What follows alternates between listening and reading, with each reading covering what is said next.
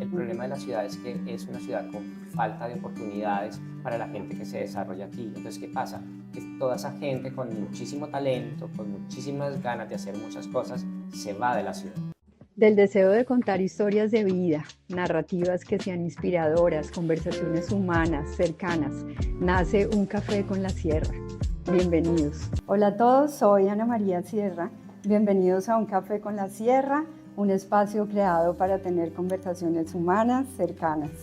Moda y arte son la combinación perfecta, donde surgen la alta costura, diseños únicos y exclusivos. Hoy tengo un invitado que ha posicionado su marca de moda de lujo en diferentes escenarios destacados a nivel mundial. Bienvenido, Carlos Polay, a Un Café con la Sierra. Muchas gracias por la invitación, es todo un honor estar aquí. Para mí más. Bueno, tengo que decirte que tenemos un café que se llama Arbor Café, que es del Tolima, para que lo disfrutes y lo puedas tener en casa Polay. Pero por supuesto. Esa experiencia tan bonita. Ahora más adelante hablamos de Casa Polay. Okay. ¿Estudiaste Bellas Artes? Sí, estudié Bellas Artes. En España, Madrid. Madrid, en la Complutense, hice Bellas Artes. Bueno, realmente, cuando yo decidí estudiar Bellas Artes, yo quería ser restaurador de pintura. Realmente era lo que más me interesaba. Pero la restauración es una especialización y en esa época en Colombia no existía ni siquiera la restauración como carrera. Entonces entré a las Bellas Artes. Sí que es verdad que toda mi vida he tenido inclinación pues, por la pintura en el colegio. Bueno, pues, además, perdón, hago un paréntesis, pero tu mamá cuenta muy orgullosa de un mural que hiciste en la casa de ustedes. Sí, cuéntame de eso un poquito, que esos fueron comienzos, se puede decir, sí, en bueno, el arte. Hace parte de esos procesos. O sea, mi pintar siempre me gustó desde mi niño. O sea, era algo... creo que era lo que mejor se me daba, ¿no? O sea, que al final, cuando lo traes dentro y eso es algo que tiene una necesidad interna de salir por algún lado y pues siempre fue saliendo. Ajá. Yo cuando decidí estudiar Bellas Artes pues tenía esa inclinación, pero realmente mi obsesión era la restauración de pintura. No sé por qué me obsesionaba, tal vez yo creo que siempre me obsesionó mucho la historia. Entonces el tener la posibilidad de conocer de primera mano como la historia de cómo han sido los procesos pictóricos de cuadros, pues el Prado está especializado en cuadros de toda la pinacoteca es del 18, ahora hay un poco del 19, pero todo el arte renacentista, barroco, pues era como wow, ¿sí? Entonces conocer como de primera mano, restaurar un cuadro, o sea, tener como ese contacto, a mí me parecía algo como hipnótico. Entonces hice la especialización en restauración de pintura. Sí que es verdad que me gustó mucho la carrera, pero claro, luego cuando entré a las prácticas me di cuenta que realmente los criterios de restauración europeos son muy específicos y tú como restaurador no tienes nada que aportar creativamente. O sea, después de que tú aprendes como la técnica ya no hay nada. Okay. Sí, ahí se acabó todo. Entonces dije yo no me veo aquí toda la vida haciendo reintegraciones y rentelados y eso no es lo mío. Y entonces hice diseño, arte e imagen.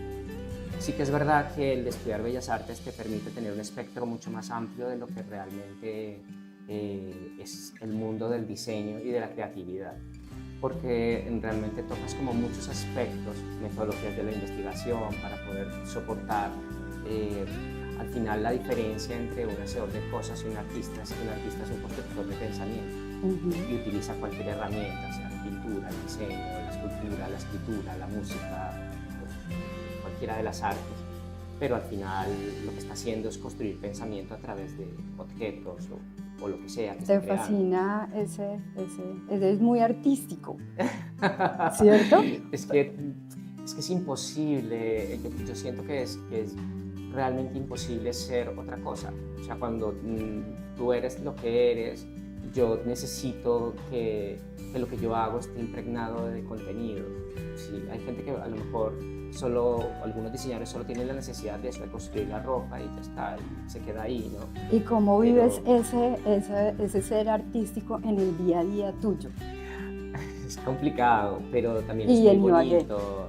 Sí. No, ha sido muy interesante. Mira que yo siempre he hablado de que la creatividad tiene que ser una simbiosis entre lo creativo y lo comercial, porque es la única forma de poder sobrevivir. O sea, nosotros llevamos casi 17 años con la firma y ha sido eso, o sea, ha sido una simbiosis. Ahora que vamos a hacer el relanzamiento de la firma, que va a ser algo muy espectacular, es más Polite que nunca, ¿sí? Y la idea es impregnar a Polite de todo ese arte que siempre ha estado ahí, pero que ahora va a estar más presente que nunca, ¿sí? Entonces, el tener que hacer ese ejercicio a diario te conlleva también confrontarte con una cantidad de cosas, de experimentación. Ahora estamos en un proceso de experimentación de con textiles, porque tú los intervienes, claro, ¿no? yo intervengo los textiles, entonces me invento procesos que no existen, ¿sí? Porque también de eso me interesa mucho.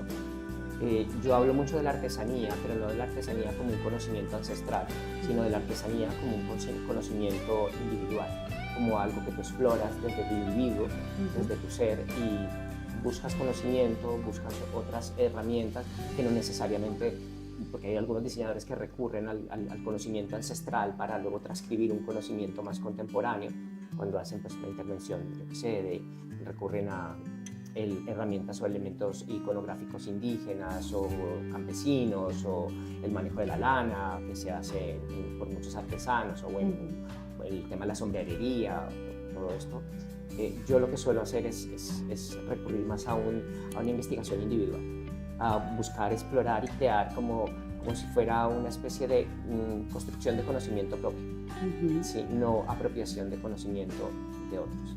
Okay. Sí. Volviendo atrás en ese momento que te fuiste a vivir a Madrid, España, tu mamá confeccionaba trajes de baño, ¿cierto? Sí, claro, a ver, la historia es... Y esos inicios, son los claro, inicios de Casa Polite. Son los inicios.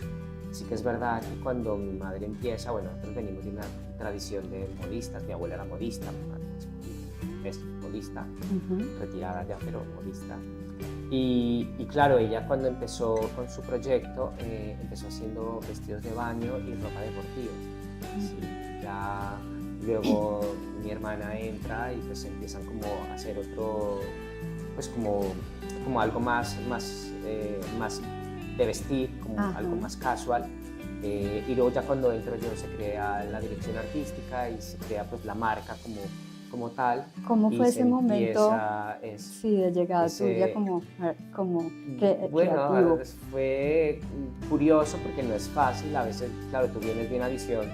La ventaja de cuando tú sales y vives en otro mundo, porque realmente es otro mundo, ¿no? Completamente. O sea, cuando te trasladas a otro país, es otra cultura, a pesar de que hablamos el mismo idioma, no es el mismo idioma. Sí,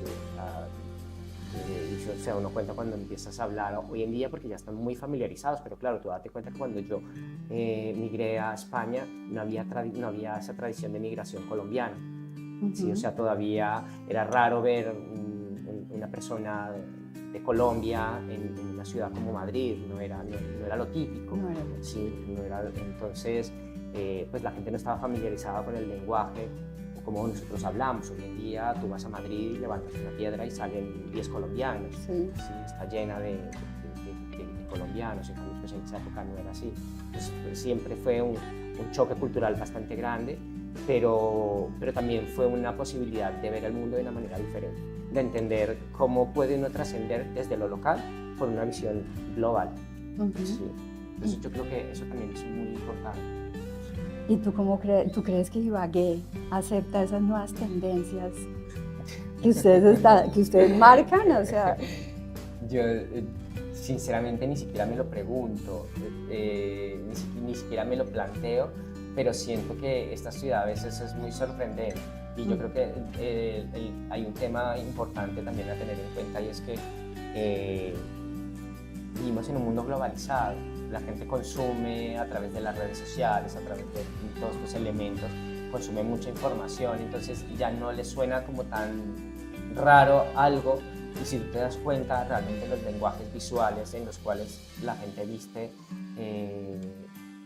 son muy parecidos en todos lados. O sea, yo que viajo tanto, antiguamente cuando uno viajaba tú ibas a Milán, por ejemplo. Entonces la gente en Milán vestía de una manera, ibas a Nueva York y la gente vestía de una manera, ibas a Londres y la gente tenía una particularidad porque, claro, consumían mucho local.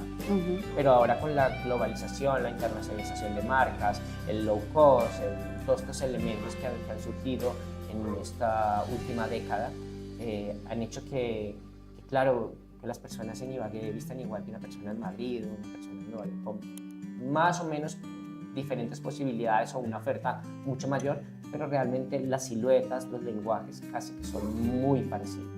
¿Sí? O sea, no encuentro como una diferencia. Entonces yo sí siento que puede haber un discurso más aceptable a lo que uno hace. Ahora, también hay que entender que yo soy una firma de concept, o sea, yo soy una concept brand, con lo cual lo que yo hago son propuestas, ¿sí? Y esas propuestas pues son para un nicho determinado de personas que entienden ese tipo de conceptos, pero tampoco es mi intención que sea algo mainstream, ¿no? Que se queden encasillados en eso. Exacto. Sí, de acuerdo. Bueno, Polite es una marca que es un negocio familiar. Sí. O sea, han estado todo el tiempo desde Ibagué. Sí. ¿Y por qué quedarse acá? Obviamente está la familia, pero ¿por qué desde acá?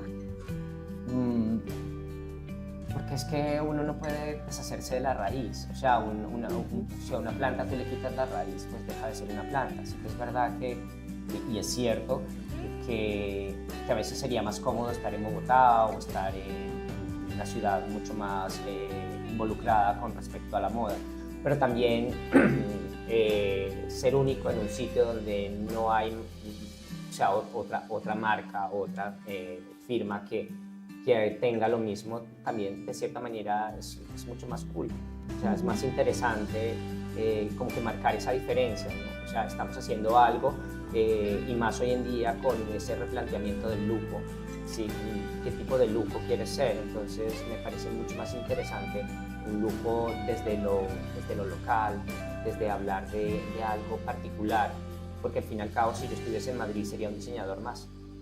Sí. Aunque mejor o peor que otros, pero sería un diseñador más. Pero el estar aquí también marca una diferencia, y es la diferencia de que estás en un sitio donde es lo que tú haces, no lo hace nadie más. Sí. Entonces, de cierta manera, eso es un valor añadido. ¿Tú crees que Ibagué, nuestro departamento, se puede convertir en un referente de moda? Creo que sí, si se trabaja para ello, yo creería que sí. Lo que pasa es que es una labor bastante ardua, es una labor que tiene que ver con la academia.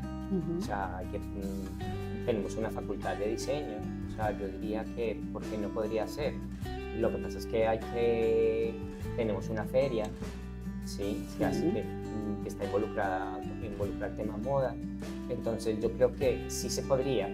Lo que pasa es que se requieren muchas herramientas, más apoyo y también más visión, evidentemente, porque pues, o sea, no solamente se trata de tener ganas, sino también de que esas personas, como yo, porque yo siempre, de hecho, hace algún tiempo, en Casa Polite, hicimos un evento, ¿sí? Que era la ciudad condecoraba. Y yo en el discurso que les daba les decía que una de las mayores preocupaciones era el hecho de la pérdida de capital humano. O sea, esto es una ciudad que tiene muchísimo talento, o sea, aquí hay una mezcla muy interesante. Primero, es una ciudad estratégica porque estamos en todo el centro del país. O sea, comunicamos con todo. Bogotá lo tenemos en avión, son 10 minutos, con lo cual eso también te da una comodidad tremenda a la hora de reconvertir. El problema de la ciudad es que es una ciudad con falta de oportunidades para la gente que se desarrolla aquí. Entonces, ¿qué pasa? Que toda esa gente con muchísimo talento, con muchísimas ganas de hacer muchas cosas, se va de la ciudad. Con lo cual, es una pérdida, es una fuga de capital humano. Y es lo más grande que tiene la ciudad. Sí. Yo siempre digo que Ibagué tiene que dejar de ser un pueblo grande para convertirse en una ciudad pequeña. ¿Sí? Y esa ciudad pequeña, la gran labor de conversión la tiene que hacer todo ese capital humano que se ha ido, que ha visto el mundo, que lo ha conversado, que lo ha replanteado, que lo ha modificado y que vuelve a su ciudad y lo ve de otra manera y hace una lectura diferente y reconvierte la ciudad en otra cosa. ¿Cómo lo has hecho tú? Sí, cuéntame exacto. cómo fue regresar a Ibagué otra vez. Pues ha sido, mira, yo te voy a decir, en este momento de mi vida, me atrevería a decir que es el momento más feliz de mi vida y estoy aquí. También es verdad que yo siempre digo que no se trata de la ciudad donde vives, se trata de hacer lo que te gusta en el sitio donde estés. Y entonces cuando tú haces lo que te gusta en el sitio donde estás, pues eres inmensamente feliz. De acuerdo. Sí. Así Entonces para mí ese regreso también ha sido muy bonito porque pues ha sido, o sea, un replanteamiento, o sea, estamos a las puertas a 30 días del relanzamiento de la firma. ¡Qué y emoción! eso es muy emocionante. Sí. O sea, lo que vamos a hacer es increíble, es espectacular, es un regalo para la ciudad, sí, indiscutiblemente. Y yo creo que esos regalos son los que hacen que haya un punto de inflexión y un punto de cambio entre un antes y un después. O sea, si uno demuestra que se pueden hacer las cosas de esa manera, es viable para que mucha gente la pueda hacer. Que el país se dé cuenta que acá están pasando cosas. Claro, exacto. Sí, de acuerdo. Eso es muy importante. Bueno, una persona muy importante es tu hermana Diana, Sí. que ha estado siempre ahí con la marca presente. ¿Cómo ha sido trabajar con ella, con tu hermana? Pues mira, nosotros llevamos trabajando toda la vida, sí. Ha sido como, en algunos momentos ha sido complejo, porque siempre trabajar con la familia no es fácil, o sea, siempre, pero yo con mi hermana siempre hemos tenido como una capacidad de diálogo y afinidades, tal vez tenemos como visiones muy parecidas de lo que queremos y lo que queremos con la marca. Entonces también eso ha sido fácil a la hora de trabajar.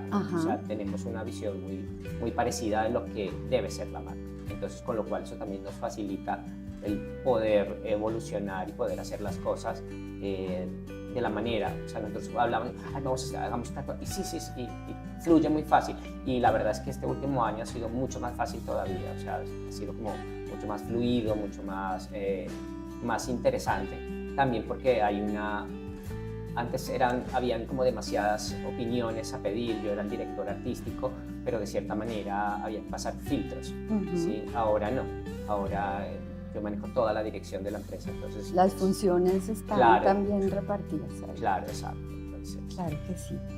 ¿Cómo es tu proceso creativo? Porque, como decía yo antes, tú intervienes los textiles. Sí.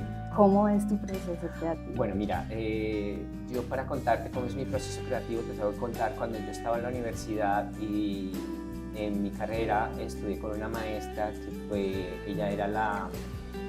trabajó con los muralistas mexicanos y ella daba una clase de metodología de la investigación y ella me repetía mucho y me decía, Carlos, si tú no tienes nada aquí, no vas a tener nunca nada que contar. Entonces, para mí eso es muy importante. O sea, poder tener conocimiento y adquirir conocimiento, porque el conocimiento es lo que te da el poder para poder contar historias.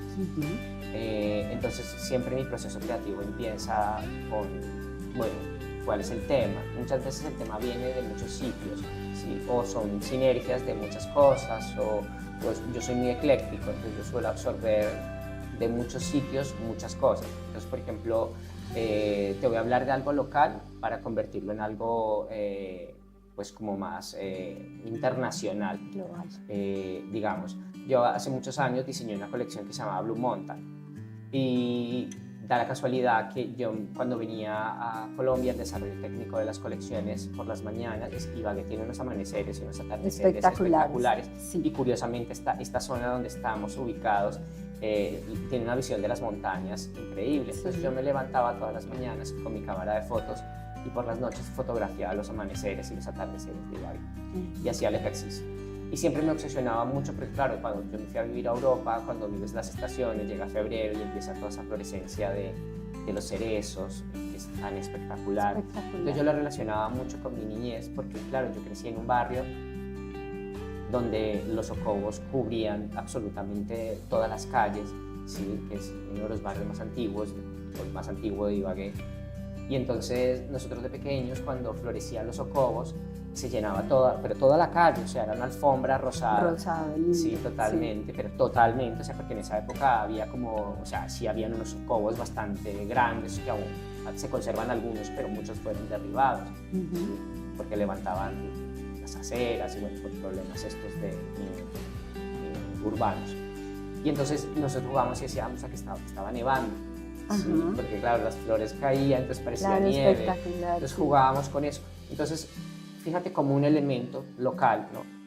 Luego yo estuve en una exposición en Portugal sobre arte boro, y el arte boro es el arte japonés que consiste en que los campesinos, como no tenían dinero para construir sus kimonos, compraban retales y a partir de retales de algodón construían los kimonos. Entonces son como un patchwork, ¿sí? Entonces de ahí viene como, o sea, si me entiendes, cuando tú viajas y viajas mucho, no solamente viajas en terreno físico, sino también esos viajes que haces intelectuales, de sumergirte en un libro, de sumergirte en una imagen de una montaña, de sumergirte pues, en una imagen de un árbol. Entonces yo cogí todos esos elementos y con todos esos elementos creé una colección y era una sinergia entre lo local, que era Ibagué, sus montañas, sus okobos, y algo mucho más asiático como era un elemento como un kimono. Entonces ahí construyes y vas construyendo historias, ¿sí? En otro caso, por ejemplo, yo quería hablar de la muerte de la imagen. Me preocupaba mucho la sobresaturación de imagen. Entonces, ¿qué hice? Cogí el ruido de que queda la imagen de la televisión analógica cuando hace ese ruido. Y lo que hice fue maximizar eso, entonces crear un print como si fuera una especie de animal print. ¿Sí? Y empezar a hablar precisamente de eso, de la muerte de la imagen a través de prints, que era ese ruido de la televisión. Y así, pues, historias muchísimas que parten de exploraciones de conocimiento, pero también te digo que el desarrollo técnico de una colección es muy importante, porque yo siempre digo, una colección te lleva a otro nivel. Por eso para los diseñadores yo siempre digo, es muy importante sacar colecciones, porque si tú no haces colecciones no avanzas. Claro. O sea, la colección, el desarrollo técnico te lleva a otro nivel. Yo cuando termino una colección, yo ya he pasado a otro nivel, porque eso ya me ha dado todo un conocimiento que antes de esa colección yo no tenía. ¿Y tienes alguna colección que te haya costado trabajo llevar a cabo? Sí, hubo una colección en 2018 que de hecho yo no suelo odiar nada, pero es una colección que quisiera olvidar. ¿Por qué? Se vendió muy bien y todo, pero no es una colección de la que me sienta muy orgulloso.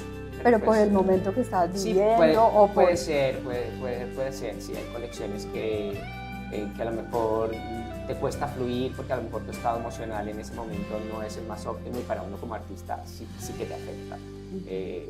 El estar bien o estar mal o estar pasando por un momento determinado, eso a nivel laboral o de desarrollo creativo, sí, claro que te afecta, indiscutible. Bueno, para los que sabemos un poco de moda, sabemos que estar en París Fashion Week no es cualquier cosa. No. Cuéntanos cómo fue esa experiencia. Bueno, yo he tenido muchas experiencias internacionales, no solamente he estado en París, también he estado en Nueva York, he estado en muchas presentaciones en Nueva York y también he estado en la 080. Es muy interesante, sobre todo cuando trabajas a nivel internacional, porque es otro nivel.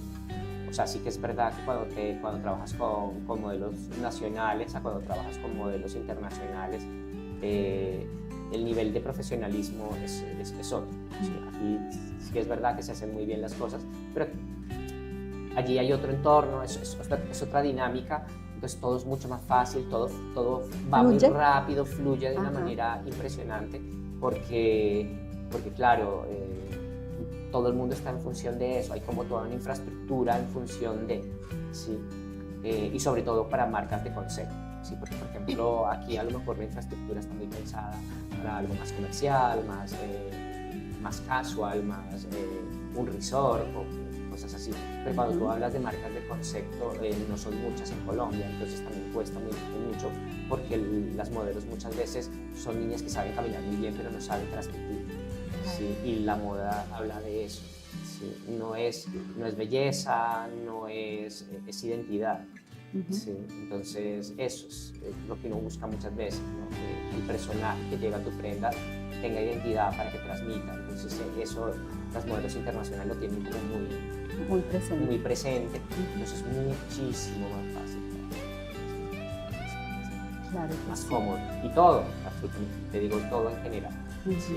fluye mejor. Sí, es Bueno, cuéntanos de esa experiencia Casa Polite. bueno. A ver, ha sido una experiencia muy interesante. Yo el año pasado, antes de volver, estado en contacto con una empresa española. Ellos se llaman Petland.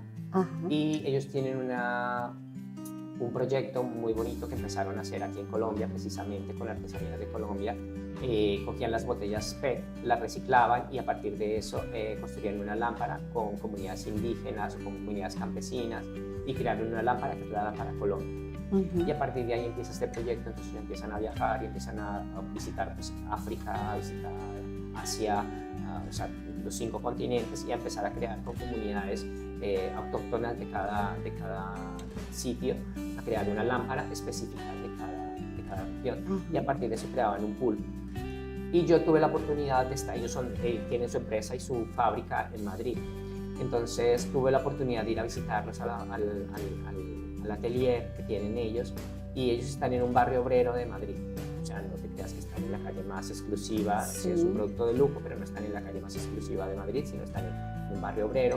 Entonces tú llegas al sitio, llegas a la calle, imagínate un barrio obrero, están en Carabanchel, en un barrio obrero de Madrid, tú llegas por la calle, es una calle anodina que no dice absolutamente nada, de hecho la fachada del edificio donde están ellos tampoco te dice absolutamente nada, se funde con todo el entorno, pero en el momento en que tú te abren la puerta de ese espacio y tú entras al espacio, el proceso de inmersión es brutal, o sea, es otro universo, o sea, tú entras y te quedas como diciendo, ¿pero qué es esto? Pues es lo mismo que nos pasa acá cuando entramos a Casa Polite. Sí, claro. Es espectacular. Yo quería eso, o sea, siento que el lujo ya no se trata de comprar objetos, también se trata de vivir una experiencia, de que haya una narrativa y también me gustaba que haya una narrativa desde lo local. Sí, la casa habla de la ciudad, sí, y la marca es ciudad. Entonces también quería que hubiesen como, o sea, reafirmar más de dónde somos. Yo creo que eso es muy importante y más hoy en día, hoy más que nunca es tan importante ratificar ese hecho de que somos de Ibagué. Sí, de acuerdo. Qué bonito además que lo pienses de esa manera. Cuéntame qué recomendación le podrías dar a estudiantes que pues tienen, cómo pueden mantener como esa mentalidad creativa y de crecimiento pues en la moda, que es un campo que vive en constante evolución. Mira, lo primero que uno tiene que hacer es aprender a observar. Yo creo que eso le falta mucho a las personas. Y observar no se trata de sentarte en un teléfono y pasar horas y horas viendo Instagram, ¿no? Observar no es eso, observar es todo, ¿sí? A veces hasta un insecto te puede dar información sobre algo, ¿sí? Entonces, siento que esta sobresaturación de imágenes nos ha hecho perder la capacidad de observación. Entonces, la creatividad es observación. ¿Sí? Cuando tú observas, tú procesas y luego transcribes. ¿Sí? Entonces, yo creo que es muy importante eso, como primero, aprender a observar. Y luego, no encasillarse en qué está haciendo el otro. Es bueno ver qué están haciendo los otros, pero no es necesario ser el otro. Porque es que yo siento a veces que en Colombia pasa mucho y es que si hay una fórmula que funciona, entonces todos vamos a esa fórmula y entonces por eso los lenguajes individuales se desvirtúan, ¿sí? Y no comparar es el peor error que puedes cometer, o sea, cada uno tiene su proceso, y además tampoco compararte con otras marcas, porque cada marca tiene su ADN, cada marca decide qué quiere ser, o sea, tú no puedes comparar una marca de concepto pues con una marca de resort, no puedes comparar una marca de resort con una marca comercial de vaqueros, no, cada una ha decidido qué quiere hacer y cada una tiene unas estrategias totalmente válidas y totalmente acertadas para pues, convertir la marca en lo que quiera que sea, ¿sí? Pero claro, sí tener muy claro eso. Hablemos un poco de esa nueva colección que se va a sacar, ¿cuándo? El 27 de agosto. ¿En qué te inspiraste?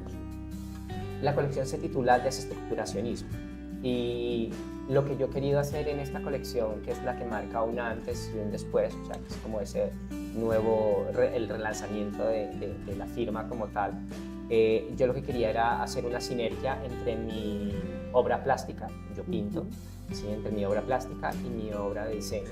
Entonces quería fundirlas, que las dos dialogaran, que las dos tengan esa intersección y que por eso es más Polar que nunca, porque ahora todo este universo está fundido.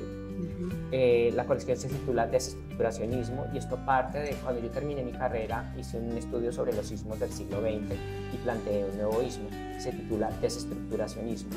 Y el desestructuracionismo parte de un planteamiento filosófico y habla de que las sociedades tienen tres tipos de desestructuracionismo. Uno, que es el proceso evolutivo que sufre cualquier sociedad. El otro es el agente colindante, o sea, la vecindad. Por ejemplo, este diálogo, esta conversación que estamos teniendo tú y yo hoy hace que en mí cambie algo y en ti cambie algo. Estamos compartiendo información. Y la gente que nos vea también algo va a cambiar en ellos porque de cierta manera estamos interviniendo en los impactos. En los impactos. De alguna manera. Claro, exacto. Y el otro es un agente violento. Por ejemplo, la Guerra Civil Española desestructuró a la sociedad española, se sigue reconociendo a sí misma, pero algo en ellos ha cambiado. Entonces yo cojo todos estos elementos y quería llevarlos a un lenguaje plástico, a la pintura. Entonces he encontrado en el retrato el lenguaje perfecto. ¿Por qué? Porque las personas retratadas, a quienes yo retrato, se reconocen a sí mismas, pero algo en ellos ha cambiado. ¿Y qué es lo que ha cambiado en el tiempo nuestro, en este tiempo contemporáneo? Y es la forma en que miramos. Por eso los ojos no están donde deben estar. ¿Qué es lo que vamos a ver en esta colección? Una colección llena de ojos por todos lados. Va a haber una fusión entre mi obra plástica y mi obra pictórica. Todos los tejidos han sido pintados a mano. Entonces he hecho 3 ejercicios también muy interesantes. Yo creo mucho en las sinergias, creo mucho en el conocimiento compartido, me parece que es algo muy interesante. Y entonces hice unas colaboraciones con una firma de joyería, hice una colaboración con una firma de zapatos y con una firma de sombreros.